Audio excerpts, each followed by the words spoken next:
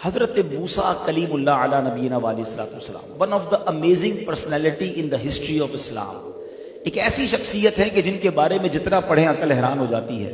سب سے زیادہ قرآن کریم میں جس نبی کا ذکر ہے وہ حضرت موسیٰ علی نبینا علیہ السلام۔ آپ کی ولادت سے پہلے کا سینیریو کیا تھا ذرا سمجھیے گا حالات کو۔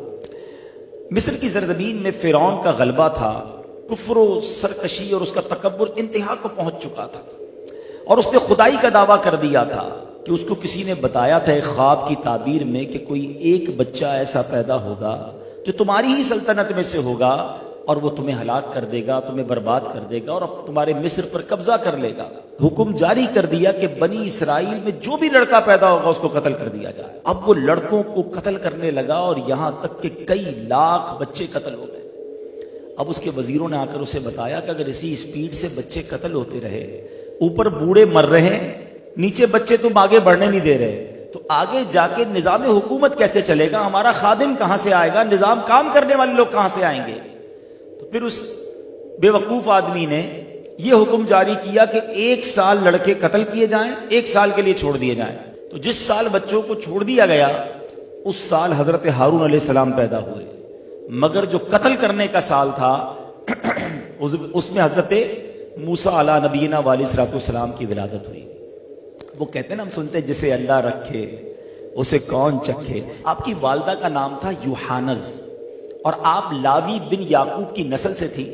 اللہ کریم نے خواب میں یا فرشتے کے ذریعے ان کے دل میں یہ الہام ڈال دیا کہ حضرت موسیٰ علیہ السلام کو تم دودھ پلاؤ، اگر ہمسایوں کو پتہ چل جائے اور وہ شکایت کریں فرعون کی طرف تو بے فکر ہو کر حضرت موسیٰ کو اپنے بیٹے کو دریائے نیل میں ڈال دینا، اور ہم اس کی جدائی کا غم نہ کرنا، ہم تمہارا بیٹا تمہاری طرف لوٹا دیں گے۔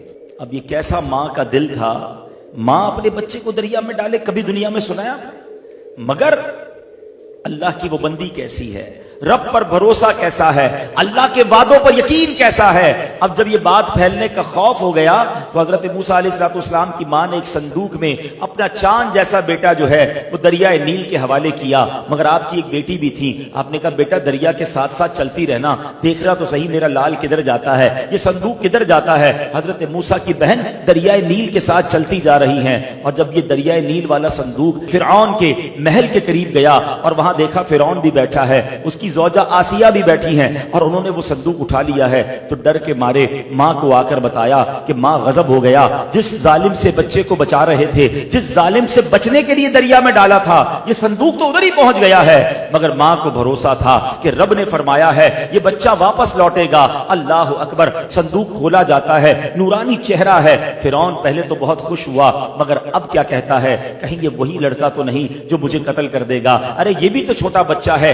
یہ سال تو بچوں کے قتل کرنے کا ہے۔ اللہ اکبر، حضرت آسیہ جو فرعون کی زوجہ ضرور ہیں مگر اللہ والی ہیں، انبیاء کی نسل میں سے ہیں، فرعون کبھی انہیں چھو نہ سکا تھا۔ حضرت آسیہ کیا کہتی ہیں، دیکھو تو صحیح کتنا نورانی چہرہ ہے، اور یہ تو سال سے بڑا لگتا ہے، تم نے تو اس سال والے بچوں کو قتل کرنے کا کہا ہے نا۔ حضرت موسیٰ کی گروتھ بڑی اچھی تھی، آپ کی ہائٹ بڑی اچھی تھی، اور اب وہ کہتی ہیں یہ بچہ ہماری آنکھوں کا نور بنے گا۔ بہرحال فرعون کو کسی طرح اس نے راضی کر لیا، مگر یہ تو بچے کے دودھ پینے کی عمر ہے نا۔ اب بچے کو دودھ پلانے کے لیے آیا لائی گئیں، خواتین لائی گئیں، وہ کسی کا دودھ نہ پیے اور وہ رونا دھونا مچا رہے تھے۔ حضرت موسیٰ کے پاس ان کی بہن پہنچ گئیں اور وہ جا کے فرعون سے کہتی ہیں ایک خاتون کو میں جانتی ہوں، وہ بڑی پاکیزہ خاتون ہے اور مجھے امید ہے یہ بچہ ان کا دودھ پی لے گا۔ اب فرعون نے کہا کسی طرح کوئی ایسی عورت لاؤ جس کا یہ بچہ دودھ پیے۔ اللہ اکبر، اب وہ بہن دوڑتی ہوئی ماں کے پاس آئیں کہ ماں چلو اپنا کام ہو گیا ہے، فرعون کے محل میں چلو، اب تمہیں اپنے بچے کو ہی دودھ پلانا ہے۔